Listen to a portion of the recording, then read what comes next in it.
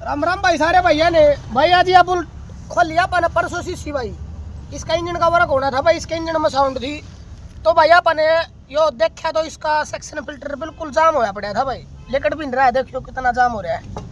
ये देखो भाई कतिया रुक रहा है भाई, देखियो कितना ऑयल निकला है निकलते ही।